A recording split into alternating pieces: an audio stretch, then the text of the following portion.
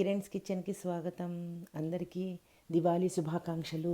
ఈరోజు మనం ఈజీగా చాలా ఫాస్ట్గా అయిపోయే వేరుశనగపప్పు లడ్డు తయారు చేస్తున్నామండి. చాలా ఈజీ చేసుకోవడం.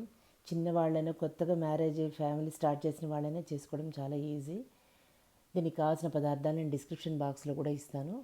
ముందుగా ఒక పావు కప్పు వేరుశనగపప్పు తీసుకొని ఒక ప్యాన్ పెట్టుకొని గ్యాస్ మీద వెలిగించి అది కొద్ది వేడెక్కగానే వేయించాలండి. నూనె వేయొద్దు, ఏం వేయాల్సిన అవసరం లేదు. జస్ట్ చట్నీకి మనం ఎలా వేయించుకుంటామో అలా వేయించుకోవాలన్నమాట. సిమ్లో పెట్టి వదిలేస్తే ఒక 5 నిమిషాలకి అవే వేడెక్కిపోతాయండి. మధ్య మధ్యలో కదుపుతూ ఉండాలంతే. అలా తొక్క ఇలా అనేస్తే వచ్చేలాగా వేయించాలండి.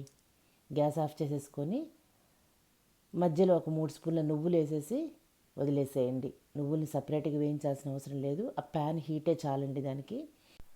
పప్పులన్నీ బాగా చల్లారాక మిక్సీ జార్లో వేసుకొని కోర్సుగా పొడి చేసుకోండి. మరి మెత్తటి పొడి చేయొద్దండి, కొద్ది కోర్సుగా ఉంటే బాగుంటుంది. అలా పొడి చేసుకున్న తర్వాత ఒక బౌల్లోకి తీసేసుకొని ఇప్పుడు మనం బెల్లం వేసుకొని మెత్తగా పొడి చేసుకుందామండి.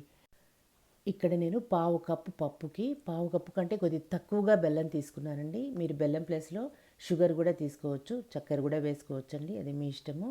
కానీ పావుకు పావు అవసరం లేదు, కొద్ది తక్కువగా తీసుకోండి. బెల్లం సరిపోతుంది. చక్కెర అయినా కూడా కొద్దిగా తక్కువగా తీసుకోండి.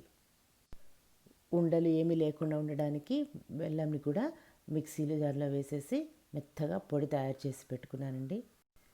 ఇప్పుడు ఆ మిక్సీకి వేసిన పొడిని కూడా మన పిండిలో కలిపేసేసుకొని బాగా మిక్స్ చేసుకోవాలండి.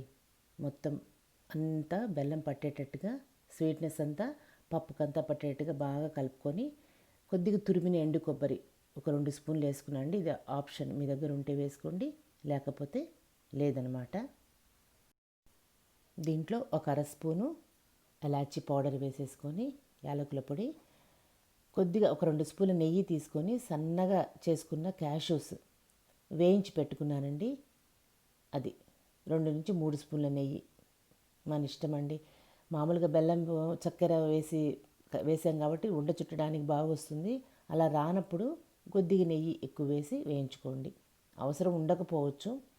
నేను ఇక్కడ 2 స్పూన్లే తీసుకున్నానండి నెయ్యి. దాంట్లో క్యాష్యూస్ వేయించి పెట్టుకున్నాను.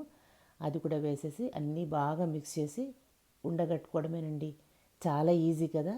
ఈ దీపావళి రోజు మీరందరూ తయారు చేసుకొని మీకు ఎలా వచ్చిందో కమెంట్ బాక్స్లో కమెంట్ చేయండి. చాలా టేస్ట్ ఉంటాయండి. Rich protein laddoos. పిల్లలకి ఇలా తయారు చేసి పెట్టండి, చాలా టేస్ట్ ఉంటాయి.